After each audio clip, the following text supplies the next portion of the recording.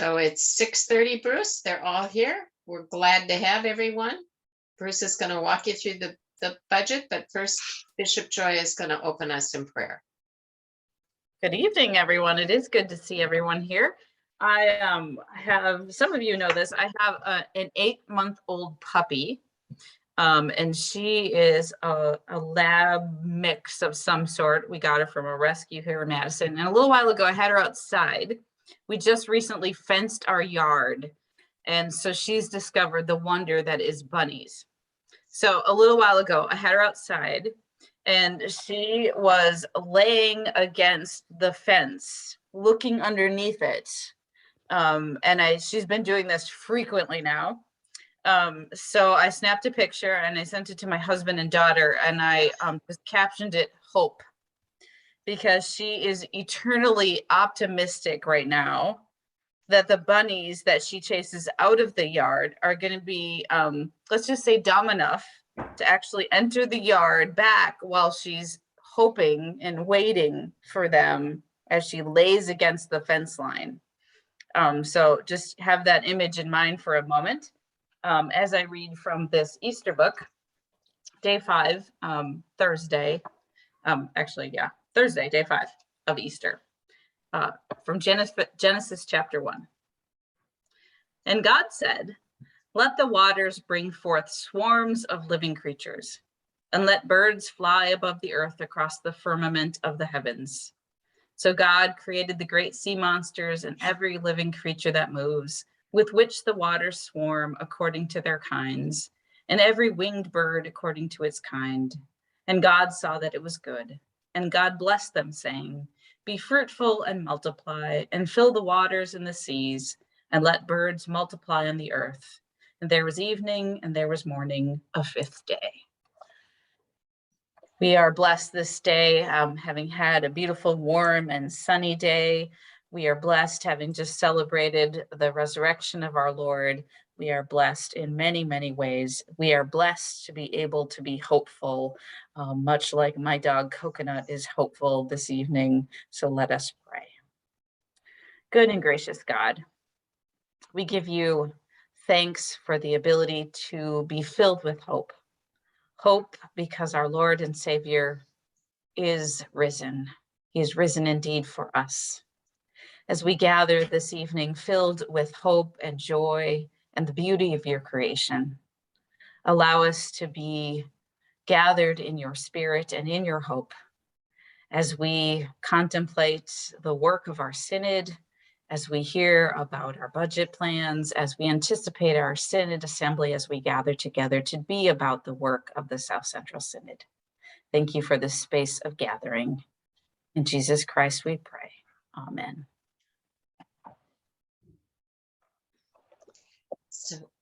Thank you, Bishop Joy. So I'm going to share my screen here.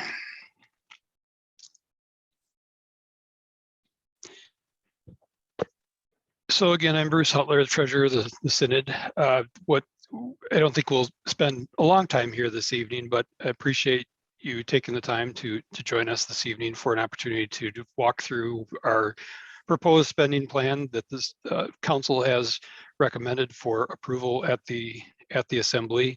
This is certainly a time for you to listen, understand some of the rationale behind the numbers here, and certainly ask any questions in a more let's call it intimate setting than the assembly. And if you have the assembly, I'm going to show everything I'm going to talk about on the screen, but if you are looking in your assembly materials, this is on page 57 and in 58. This is going to be a little easier to see, I think, on the screen. So we'll walk along on that, but certainly the information was in the assembly packet and is on 57 and 58. So we start, and I'm not going to, as I presented this at the council, I don't necessarily go through each and every line and the complete rationale, but just give you the highlights as to get a sense as to why we were doing what we did. And so what this what this on the screen is representing is our Synod spending plan for February 1st, 2022 through January 31st, 2023, and February 1st, 2023 through January 31st, 2024. And so, as you recall, our Synod's fiscal year ends on January 31st of each year. And so that causes some difficulty where planning with our assemblies, typically in the late April, early May timeframe, that we are projecting, or we are approving a spending plan, typically another, a pretty far out, obviously. And so the timing of that is not ideal. And as you recall, last year, we haven't had a typical assembly cadence like we have in the past. And so we are indeed in a fiscal year right now that for which a spending plan was not approved, because we did not have our assembly last year for obvious reasons, cost savings and COVID. And so we are approving a spending plan for a year that we're already a few months into.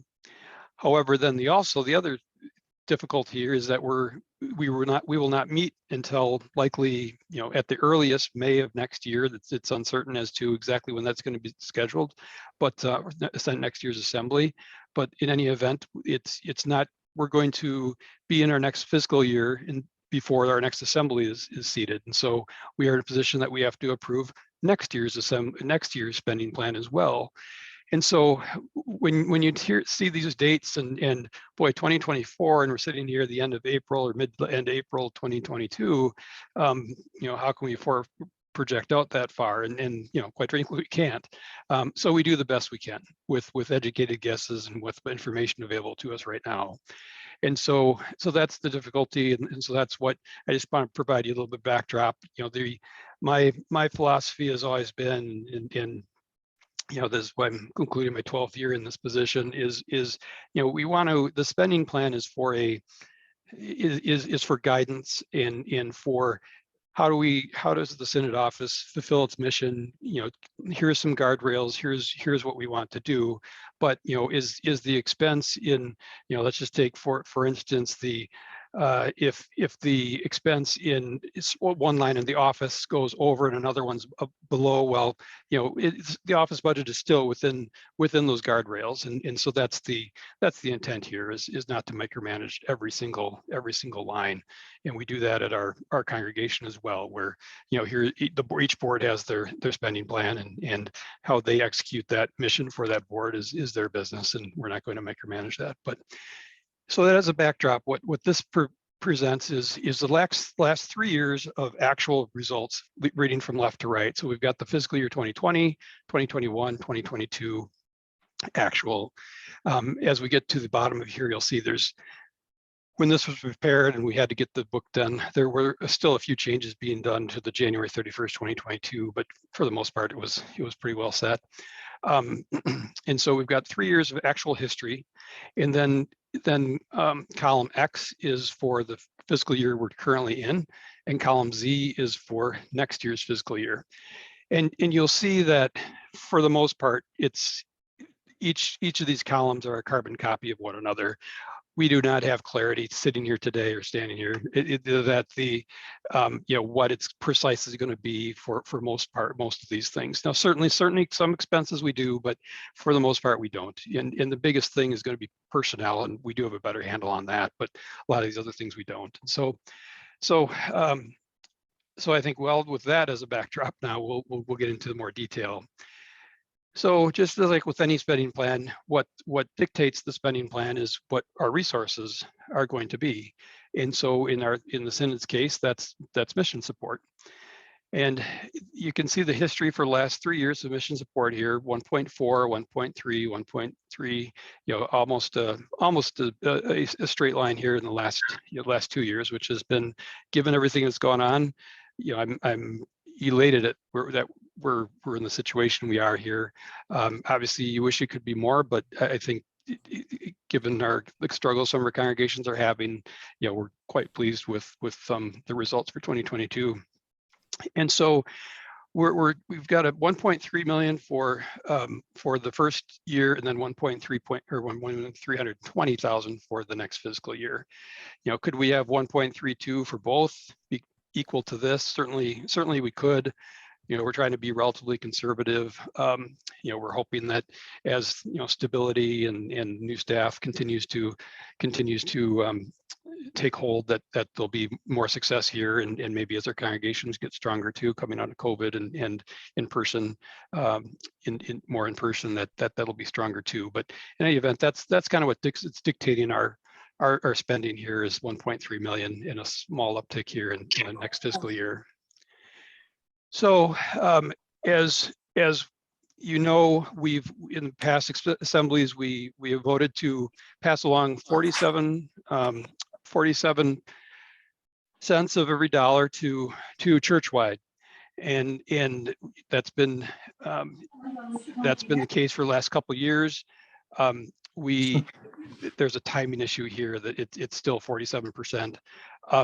So we're at 47 cents of every dollar goes along to churchwide, and so that's step number one. Step number two is seminaries. We have 6.2% of every dollar, or 6.2 cents of every dollar, that goes on to seminaries, and then Lutheran Campus Ministry 6.2 as well.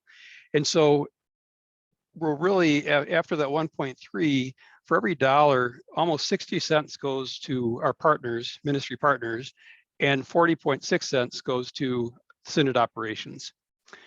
And so at the $1.3 million mission support, we're really working with a spending plan of just over $500,000. And just as backdrop, we have, in my experience, or in my 12 years, we've done this on a percentage basis, our ministry partners for ELCA and seminaries and Lutheran Campus Ministry, rather than use a dollar amount, because there was so much volatility in that mission support. It made more sense to do it on a percentage basis. And so that's a little bit of the history there for anybody who's maybe new to the assembly situation. So that's our available for operations. Now there's a couple rows here. So $15,000 is undesignated contributions. This is a direct support to the Synod. So if I wrote a check to the Synod directly, this is where this would show up. And so you can see it's been last year a little bit higher, but in past years more in $10,000, a little bit less range. And so we're projecting $15,000. Again, we don't have any clarity here, but that's the estimate we're making. A little bit of interest income on our savings accounts and in CDs and so forth. So you can see, it's been relatively a modest amount here. So we just have $100 there. So another $15,000 of income. So we add that available for operations. So now we're almost to almost the $550,000 for that second year. And so that's what we have to work with, if you will, to actually plan around and spend, if you will. So we talked about church-wide ministry and campus ministry, up here, Lutheran Campus Ministry. So those are our ministry partners. We do have some benevolence, smaller ministry partners here, and so almost $15,000, which these are set dollar amounts, and so you can see here historically we've given to these organizations, and so those are essentially additional benevolence above that roughly 59 cents that we talked about before. And so we're proposing those just stay the same. Region 5, Lutheran Outdoor Ministries, LOPPW, Lutheran Planned Giving, and Wisconsin Council of Churches. And so that's 15,000 benevolence. So that's the first kind of expensive category. And then when I talk about the spending plan with people, we talk about roughly $550,000 to spend, and then a good chunk of that is obviously, just as you're in congregations, a good chunk of that is salary. And so, once you take the salary off, you're really only talking about $100,000 of discretionary money to spend. But so that's the next item is salary. And I don't mean to, frankly, we're understaffed as a Synod. I don't think you'd get too much argument for that. Just knowing other synods that, on both a head count and hours count, we're certainly we're asking them to do a lot.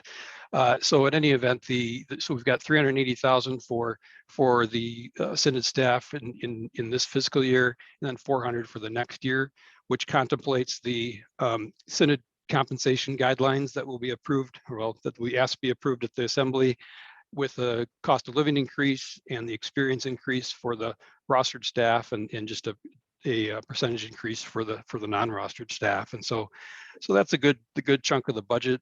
You know, the staff has been kind of reconfigured a bit over the last, as Bishop Joyce started her term. So that's contemplated in those numbers. And then the rest of the personnel is just travel, mileage, meals and lodging. You know, those are pretty consistent with past years. We're just really extrapolating the past years into those numbers. And so roughly 400,000 for this year, 417 for next year after salary increases. And those are the big amounts. And so now we're just going to go into maybe some of the other more smaller areas. And I'll just remind anybody, if you're new to the Assembly situation, this is the operating budget. And so it's essentially the Synod office, the staffing and the office budget. Any events that we do, Assembly, the lead event, things of that nature, those are all asked to be self-supporting. And so I know there's concern over, you know, the cost of Assembly and the cost of some of these programs, but we simply do not have there's just simply not enough resources within the operating budget to fund those events. And so they need to be self-supporting, break even. And so you won't see the cost of Assembly in here.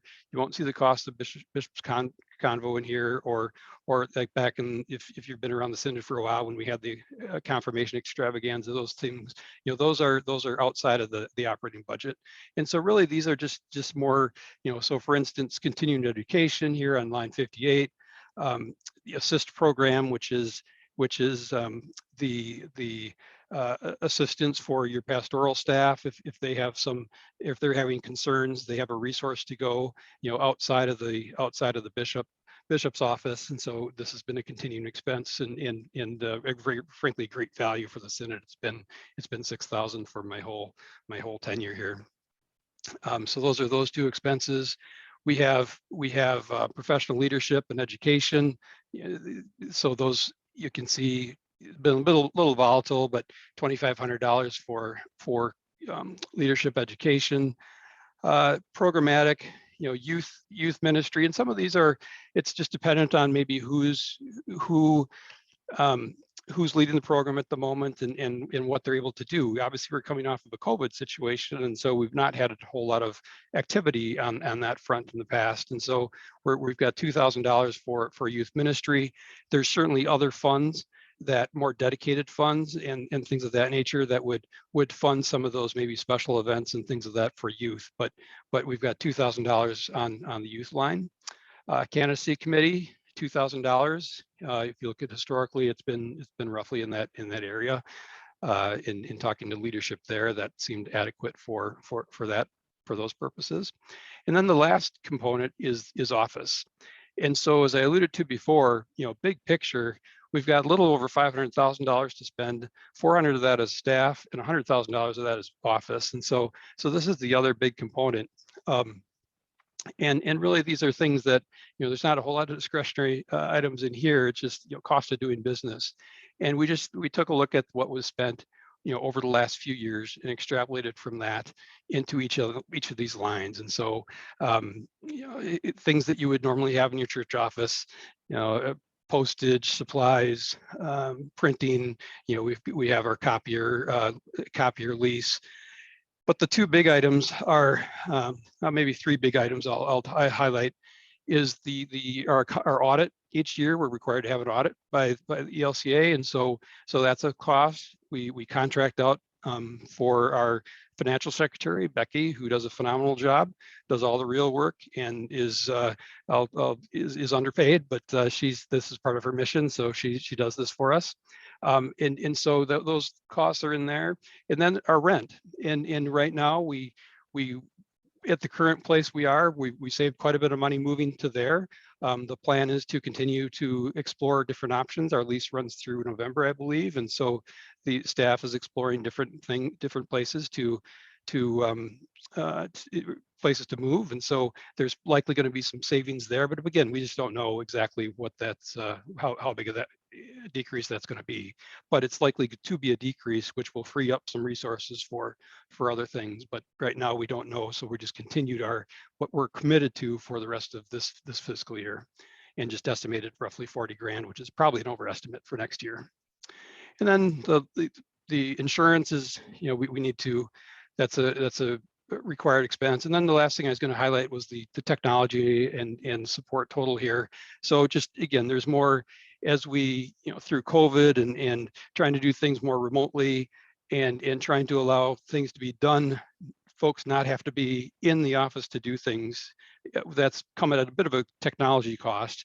There's savings from a standpoint of not hosting people and things of that nature, but there is a cost to facilitating more of the economic the electronic facilitation of meetings, which there's a positive too. That's allowed more people across the Synod to be involved rather than just folks in Madison that can get to the Synod office more easily.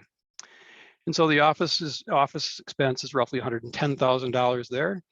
And so as we get to the bottom line, if you will, we have a $5,000 surplus in this fiscal year, a negative $4,000 next year. On a consolidated basis, it would be essentially break even.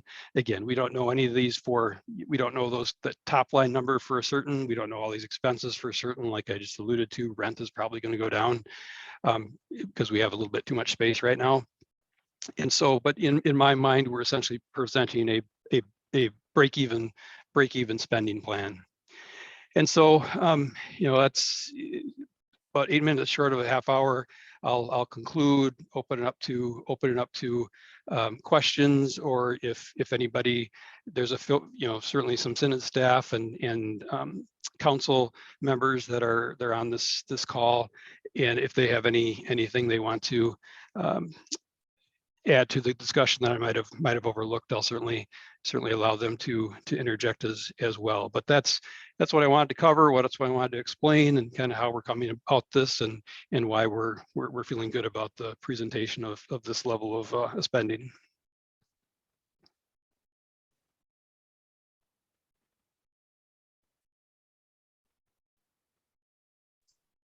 Thank you, Bruce. There you are. Yes, I'll stop sharing. Sort of went away. One of the questions that I received the other day through email was question about restricted funds. And I just wanted to ask if you could just explain what they were and why we don't include them in our normal information. Yeah, so we do have, just like in your, the reason I'm not looking at the camera, I'm going to pull up a file here. So just like in your congregations, we have what we would refer to as designated funds. And then I opened the wrong file. Here we go. And so and it's not that we are not transparent with that. It's certainly something we would share or willing to share. And I'm going to try to bring up the current version, or the current or the January financials, since I have them handy. There we go. So there's certain expenses, I'm sorry, not expenses, but giving that has been stipulated for certain items or for certain causes. And so now we share. There we go. And so this is for January 31st, 2022. And as I alluded to in the earlier my earlier comments, the paint wasn't dry necessarily on the numbers, the column for 2020, or the fiscal year ended January 31st, 2022 in that spending plan.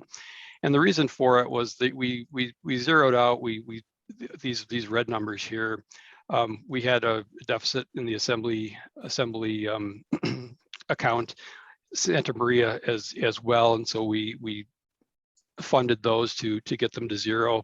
A little bit of Bishop's Convo here, but so these are all the restricted or dedicated funds that we have. So for instance, LEAD came in, there's nothing to hide here. This is all, LEAD was actually, nothing, this didn't run, this isn't this year, this is the LEAD account we had before, before the event was just put on. And so there was some, in this case, there was some funds left over from prior years, but pretty minimal. But so let's look at some of the larger ones. Campus ministry, they know these funds are available, and so they tap these funds when there's a need. And so these are the restricted funds. And so when you see on our balance sheet there on page 53 of the materials, while it looks like there's some substantial amounts there, and certainly the endowment fund skews those numbers higher, but there's these funds that are necessary to be restricted because they're earmarked for certain things. And so while it looks like there's quite a bit of cash there, if you send, what I always say, if we closed up shop tomorrow and we had to make whole on or pay out these different funds for these different groups, we would, the cash balance would be a lot less. And so that's that's a little backdrop, probably more answer than you wanted on the restricted funds. But there's, so it's just more of a better explanation as to, so for instance, the assembly, that's going to, all those expenses are going to come in, and the income from, excuse me, from each of the congregations for sponsoring their members to come in, but then there's going to be a fair amount of expenses against that too. And so hopefully it tends to be a break even, but that's where some of those activities happen.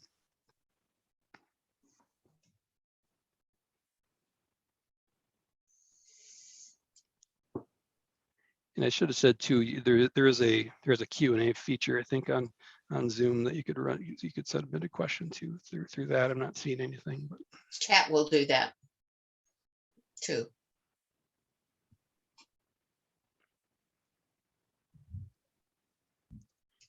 Other questions?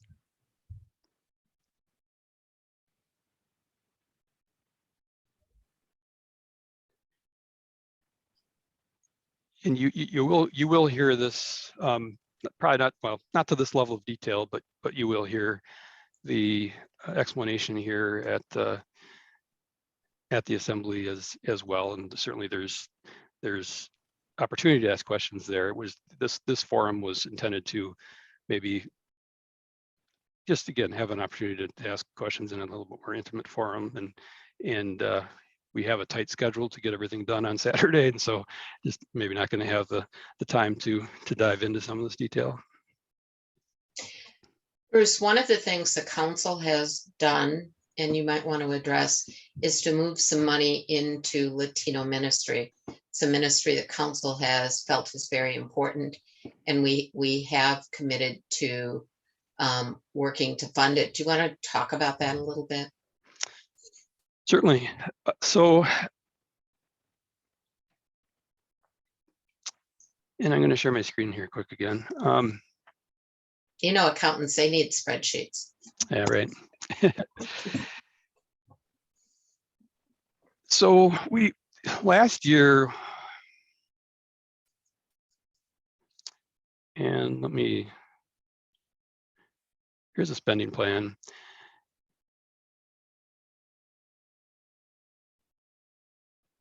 Yeah, it's not going to show it. I'll go back to this. So we did end the year with a positive balance in 2022, and again, full transparency. With that positive balance, we we made the assembly situation whole. We made the bishop's convocation situation whole, and Santa Maria was running at a $12,000 deficit. Santa Maria is an important part of our mission, and council feels strongly about continuing to support that. Not to, this is a forum about our spending plan, not Synod initiatives, but San Jose is also an important component of our mission. San Jose does have other ministry partners that financially support that. We do too. We do as well, but Santa Maria does not. Santa Maria's, we're our only source. They're their only source for operations, and so they did have a $12,000 deficit. So we did fund that deficit, and then made a commitment, because they do have pastoral support there, and there was concern, how the continuation of that pastoral support, and so we as a council allocated $20,000 in addition to this $13,000, using round numbers, to support that ministry going forward. And so that's where we've made that commitment. What we also did was we did again end the year in the black. There's been, if anybody's been around, if any of you've been around the assembly and synod for a while, it was a painful decision to go down to a 47% ELCA support, as historically we have been at 52. Well, we had been at 55. We went down to 52, and then we went down to 47. Thought being that let's not do this every year. If you're going to step down, let's take a big step, and so we stepped down to 47. Incidentally, we stepped down from 55 to 52 in a year where Bishop Eaton was at our conference, or at our assembly. But the 47%, one of the discussion points we had was, if we did end, and we had, historically we've run in the red on synod operations. It's just, we've only recently been in a situation where we've been in a positive cash flow situation, partly because of the staffing turnover. But that's a long-winded way to say, we also thought it was important to restore a percentage to ELCA. And so we also, as a synod council, sent $13,180, which is 1% of the WARB 1.3, to churchwide. And so with our surplus, we did several things. Then we zeroed out those negative balances on our dedicated funds. We sent another $20,000 to Santa Maria, or committed another 20,000 anyway, and then sent another 13,000 to ELCA to get our percentage up from 47 to 48. Now again, we're going to plan forward for 47, because as we say in the spending plan, we're barely breaking even. But when we felt strongly that if we are in a situation where our congregations are able to grow that mission support, that we want to pass that back along. Now, question would be, Bruce, why, if you had the ability, why didn't you send another percentage back to ELCA? Well, as we are, just at a break even here, we didn't feel that, we just thought the more prudent thing to do was at least continue to keep, roughly a less than $50,000 surplus there to fund any uncertainties going forward here. But certainly as a council, we want to continue to address that, and that would be a possibility going forward. But I think that's important to highlight, and it's certainly something we were going to highlight at the assembly as we talk about the treasurer's report.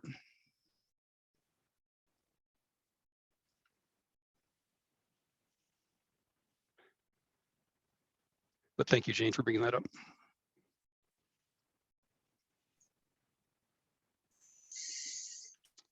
Any other questions, concerns?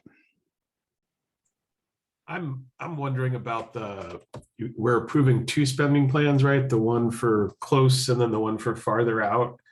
Does the one farther out get adjusted again by the body or not? And is that just how it is because of the COVID or?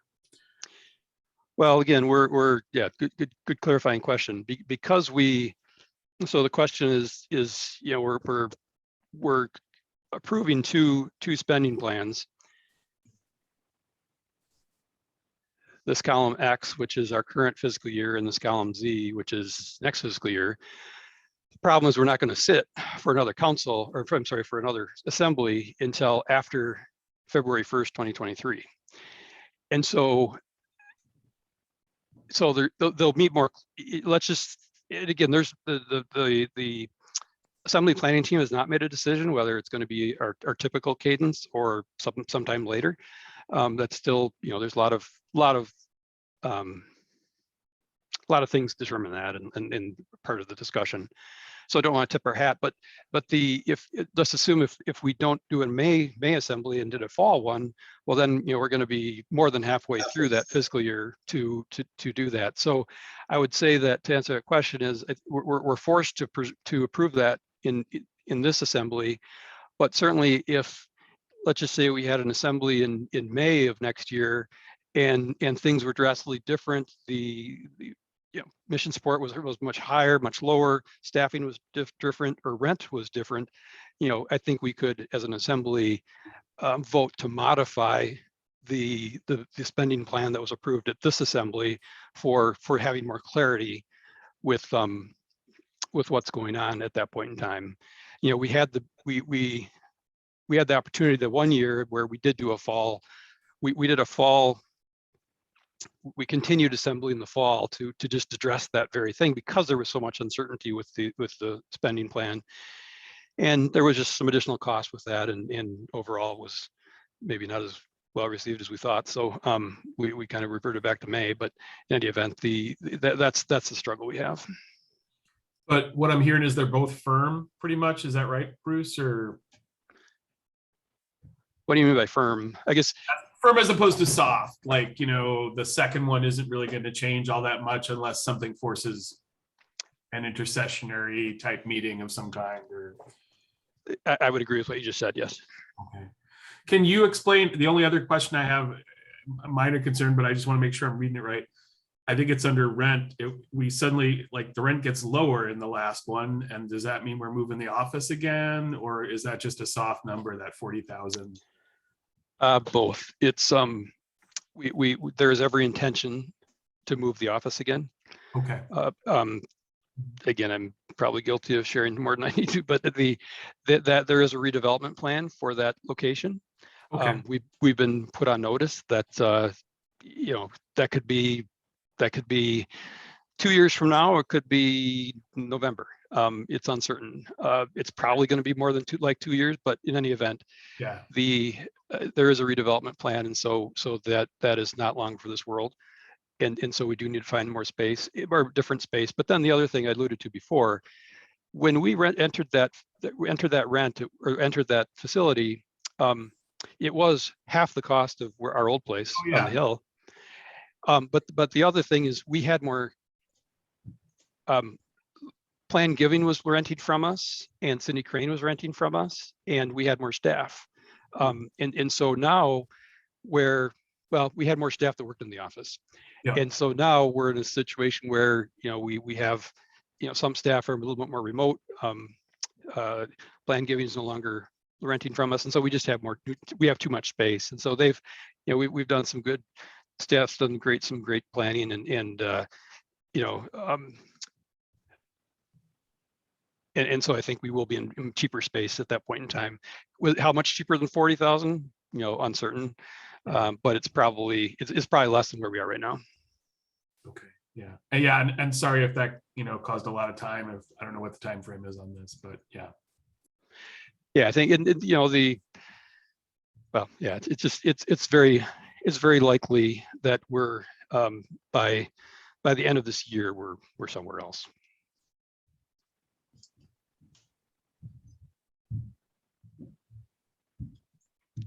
I don't think there's some Here, let me stop share. It looks like there's one message in chat. Maybe they're not.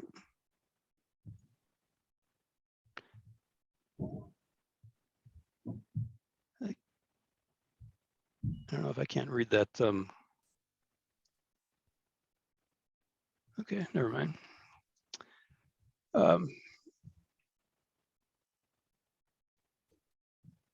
Any other?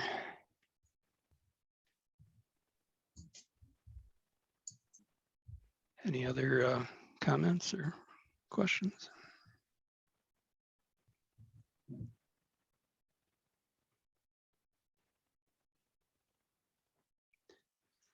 All right, well, I'll maybe let Bishop Joy or Jane close, but appreciate your patience and your attention and comments and questions.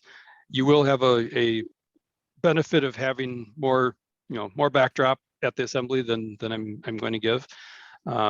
So I think appreciate the use of your time to understand kind of where these things are coming from, because we just don't have the time to go to the level of detail I just went through. And the only other thing I would add to what Bruce has said, and he's done a wonderful job, and I appreciate it. Synod Council is starting to look at some of the restricted funds, some of the other funds that may exist within the trust, within some of the money from having sold some churches, and we're starting to do some ministry planning. So, we're always interested in hearing from folks on areas of need, areas of innovation, areas of change as a result of COVID. So reach out to the council and let us know what you're thinking. And as we're planning and thinking as we go forward, it's good to hear from you and to hear from your congregations. I know that sometimes folks think it's all set in stone, but it's very fluid, and we need to know what you're all thinking. It's not just us sitting in a room on a Saturday morning making decisions. So we are there to represent you. So, Joy? Thank you, Bruce and Jane. I look forward to meeting many of you. I know some of you around this room, but not all of you. So I look forward to meeting those of you I have not met and further budget discussion. There's a lot of exciting things happening mission and ministry wise. And for those of you who don't know, we do have a very part-time staff person now, an associate for generosity, Reverend Peter Beeson, who is also helping kind of bridge between the council and Synod staff and out into local congregations, which is also very exciting. He has a lot of passion for the work of stewardship and generosity, and is available to all of our congregations. So his work is also very exciting, and in partnership with the Synod Council as well. So that's also very exciting to me. Some of you may know him, and if you don't know him yet, I would be glad to tell you more about him and how he might work with you in your congregation. So thank you for coming tonight. I look forward to seeing you all at the Synod Assembly. Thank you. Thank you. All right. Go in peace.